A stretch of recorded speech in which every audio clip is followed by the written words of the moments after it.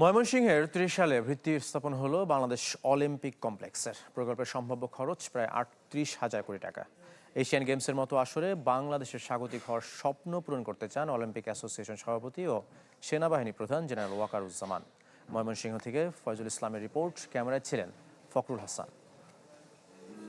সঠিক মাত্রায় আয়োডিনযুক্ত ও বিশুদ্ধ লবণ নিশ্চিত করছি ১.৫ যুগ ধরে ভালোবাসার নিড়ে। এসিআই পিওর সল্ট মেধা বিকাশে সাহায্য করে। প্রযুক্তির সহায়তায় প্রাণবন্ত বাংলাদেশ অলিম্পিক কমপ্লেক্স, যার ভিত্তি স্থাপন হলো রোববার।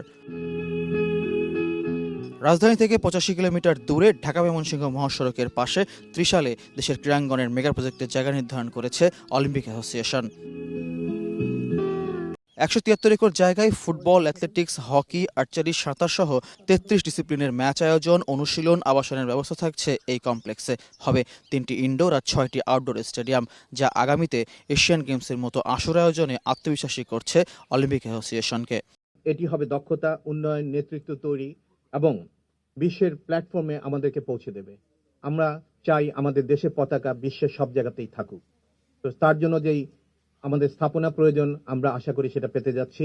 এটা একটা ইন্টারন্যাশনাল ভেন্যুতে রূপান্তরিত হবে, যেখানে বড় বড় কম্পিটিশনগুলো, ইন্টারন্যাশনাল কম্পিটিশনগুলো, এখানে এশিয়ান গেমস এর মতো বড় বড় খেলা এখানে করা সম্ভব হবে। বিশাল এই প্রকল্প ধাপে ধাপে বাস্তবায়ন করতে চায় বিওএ। প্রয়োজন প্রায় ৩৮,০০০ কোটি টাকা।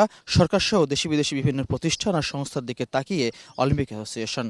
প্রকল্পটি শুরু হয়ে যাচ্ছে আগামী ২.৫ বছরের প্রথম পর্যায়ে শেষ হবে। সেটা প্রায় ২,০০০ কোটি টাকার প্রকল্প, কিন্তু সব মিলে এটা প্রায় ৩৪ থেকে ৩৮,০০০ কোটি টাকার প্রকল্প হতে পারে।